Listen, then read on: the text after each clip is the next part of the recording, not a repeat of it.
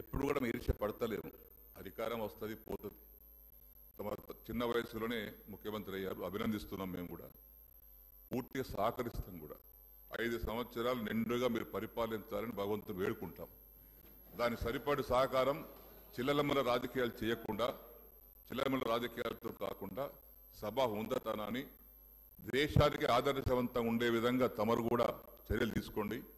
ఇక్కడ వారు మాట్లాడినా ఎవరు మాట్లాడినా కానీ ఇది చాలా విలువైన పవిత్రమైనటువంటి సభ. ఇది సిఎంఆర్ ఫ్యామిలీ మాల్ ఇప్పుడు మన కేపీహెచ్బీలో ఫిబ్రవరి 10వ తేదీన ప్రముఖ నటి శ్రీలీల గారిచే ఘన ప్రారంభం. ముఖ్యమంత్రి గారు వారు అయ్యారు, మాకు ఈర్ష్య లేదు.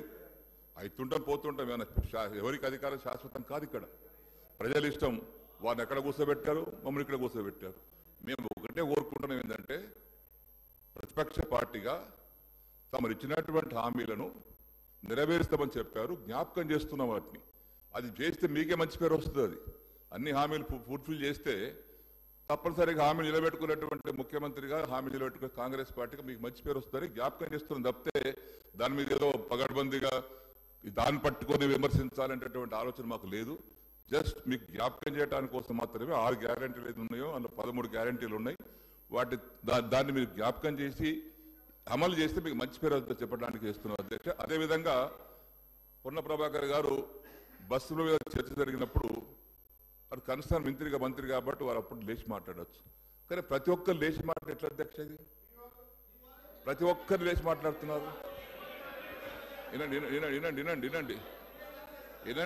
ఇదే వద్దంటున్నాను. ఇదే పొన్న ప్రభాకర్ గారు ట్రాన్స్పోర్ట్ మినిస్టర్గా బస్సుల మీద చర్చ జరిగినప్పుడు లెజిస్లేటివ్ పార్టీ మినిస్టర్గా వారికి హక్కు ఉంది, కన్సర్న్ మినిస్టర్ మీద సబ్జెక్ట్ చర్చ జరిగినప్పుడు వారికి హక్కు ఉంది. మనం ప్రతి ఒక్కరు లేచి మాట్లాడుతుంటే ఉదాహరణ ఉండదు కదా. మీకు సమయం ఇస్తారు వారు. ఇవి నాకు సమయం ఇచ్చారు, లేచి మాట్లాడుతున్నా, నేను అరగంట నుంచి చేతులు లేపుతున్నా, నేను లేవలే మళ్ళీ మధ్యన.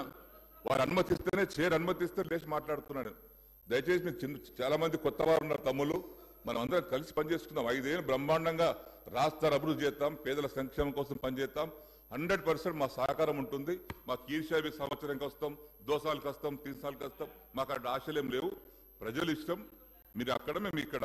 కాబట్టి అందరం కలిసి రాష్ట్రాన్ని కాపాడుకుందాం, ప్రజలను కాపాడుకుందాం. దయచేసి ఆ విధంగా అందరూ కూడా సహకరించవలసిందిగా, తమరు కూడా ఆ విధంగానే రూలింగ్ ఇవ్వవలసిందిగా దయచేసి విజ్ఞప్తి చేస్తా ఉన్నాను. పాయల్ శంకర్ గారు, లీడర్ ఆఫ్ ది హౌస్.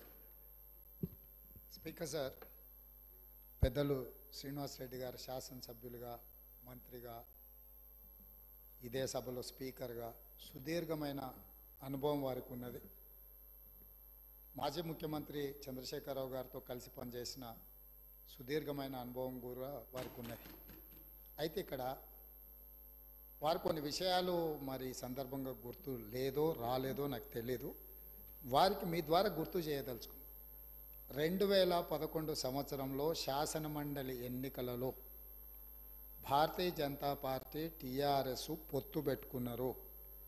ఆనాడు ఇదే సభలో ఉన్న ఈరోజు కేంద్ర మంత్రి బీజేపీ అధ్యక్షుడు కిషన్ రెడ్డి గారు, ఎండెల లక్ష్మీనారాయణ గారు, ఇద్దరు శాసనసభ్యులు బీజేపీ నుంచి టీఆర్ఎస్ అభ్యర్థికి అధికారికంగా ఓట్లేసిండ్రు. ఒకటి. రెండవది, ఆనాడు 3 టీఆర్ఎస్ ఎమ్మెల్యేలు కిరణ్ కుమార్ రెడ్డి గారికి ఓటేసిండ్రు. ఆ 3 ఎవరే అంటే ఏనుగు రవీందర్ రెడ్డి గారు, కావేటి సమ్మయ్య గారు, కల్వకుంట్ల విద్యాసాగర్ రావు గారు. ఆ 3 టీఆర్ఎస్ అభ్యర్థికి ఓటేయకుండా కిరణ్ కుమార్ రెడ్డి గారికి మద్దతు ఇచ్చినందుకు చంద్రశేఖరరావు గారు వారిని పార్టీ నుంచి బహిష్కరించడం జరిగింది. ఆ సందర్భంగా ఎమ్మెల్యేలు ఏం చెప్పిండ్రంటే, అయ్యా మీ అల్లుడు గారే మమ్మల్ని ఇక్కడ ఓటేయమని చెప్తే మేము పోయి అక్కడ ఓటేసినాము, ఓటేయమన్నా మీ అల్లుడినేమో ఇంట్లో పెట్టుకున్నావు, మమ్మల్ని పార్టీ నుంచి ఎట్లా బహిష్కరిస్తామని వాళ్ళు మాట్లాడడంతో తిరిగి 2014లో వారికి టికెట్లు ఇవ్వడం జరిగింది. నెంబర్ 1. నెంబర్ 2, 2014 నుంచి 2023 వరకు పార్లమెంటులో ఏ సందర్భం వచ్చినా అధికారికంగా అక్కడ రికార్డులు ఉన్నాయి. కావాలంటే వారి పెద్దలు పోచారం శ్రీనివాసరెడ్డి గారు, నామ నాగేశ్వరరావు గారికో లేకపోతే కేశవరావు గారికో వారు అడిగితే ఎన్ని బిల్లులు వచ్చినప్పుడు లోక్సభలో కానీ రాజ్యసభలో కానీ వారు ఎవరి పక్షాన నిలబడి ఎవరికి మద్దతు పలికినరో అక్కడ సజీవంగా సాక్ష్యాలు ఉంటాయి. 3 తలాక్ కావచ్చు, 370 ఆర్టికల్ కావచ్చు, రైతు వ్యతిరేక నల్ల చట్టాలు కావచ్చు, జిఎస్టీ కావచ్చు, నోట్ల రద్దు కావచ్చు, ఇట్లా చెప్పుకుంటూ వెళ్తే కొన్ని వందల బిల్లులు లోక్సభలో రాజ్యసభలో వచ్చినప్పుడు టిఆర్ఎస్ పార్టీ స్పష్టంగా ఒక సందర్భంలో రాజ్యసభ సభ్యుడు అక్కడ బిల్లు ఉన్నదంటే ప్రత్యేకమైన విమానం వేసుకొని పోయి మోడీ గారికి అనుకూలంగా ఓటేయడం జరిగింది. Bharatiya Janata party, BRS, BJP ఒకే రకమైన ఆలోచన విధానంతో గత 10 సంవత్సరాలు ప్రభుత్వాలను కలిసి నడుపుకున్నారు. వాళ్ళిద్దరు కలిసి చర్చించుకున్నారు. ఇంతెందుకు వాళ్ళ పార్టీ అంతర్గత విషయం, ముఖ్యమంత్రి గారిని మార్చాలని ఇక్కడ చాలామంది మాజీ మంత్రులు చంద్రశేఖరరావు గారిని దించేసేయాలి, తారక రామారావు గారిని ముఖ్యమంత్రిని చేయాలని చెప్పి ఆ మంత్రివర్గంలో ఉన్న వాళ్ళే చంద్రశేఖరరావు గారి మీద అవిశ్వాసం ప్రకటించి తారక రామారావు గారిని ముఖ్యమంత్రిని చేయండి అని వాళ్ళు మాట్లాడినరు. వాళ్ళందరూ ఒత్తిడి తట్టుకోలేక చంద్రశేఖరరావు గారు వెళ్ళి నరేంద్ర మోడీ ప్రధానమంత్రిని కలిసి నేను అక్కడి నుంచి మా వాళ్ళు తప్పుకోమంటుండ్రు, తప్పుకుంటా తారక రామారావు గారిని తెలంగాణ రాష్ట్రానికి ముఖ్యమంత్రిని చేస్తా, మీరు నాకు అనుమతి ఇవ్వమని అడిగినరని, నేను వారసత్వ రాజకీయాలు లేకపోతే రాచరికాలను నేను సమర్థించను, నేను వ్యతిరేకిస్తున్నా, అది ఎలా సాధ్యమో అని నేను చంద్రశేఖరరావును నిలదీసినని భారత ప్రధానమంత్రి తెలంగాణ రాష్ట్రానికి వచ్చినప్పుడు స్పష్టంగా ప్రకటన చేసిండు. ఇప్పుడు పెద్దలు శ్రీనివాసరెడ్డి గారిని నేను అడుగుతున్నా, మీకు ఎలాంటి సంబంధాలు లేకపోతే, అనుబంధం లేకపోతే, ఆయన అనుమతితోనే మీరు నిర్ణయాలు తీసుకోకపోతే మీ పార్టీ అంతర్గత వ్యవహార ముఖ్యమంత్రిని మార్చుకోవడం అనేది, అట్లాంటి విషయం కూడా మోడీ గారి అనుమతిని అడిగిందంటే మీ బంధం ఫెవికల్ బంధం. ఒకవేళ మీకు కేసీఆర్ గారు చెప్తుండ్రో లేదో వాస్తవాలు ఒక్కసారి ఇప్పుడు నేను చెప్పిన చరిత్రను మొత్తము వారు తెలుసుకోవాల్సిందిగా నేను కోరుతున్నా. మీకు కొన్ని చెప్తాడు, కొన్ని దాస్తాడు.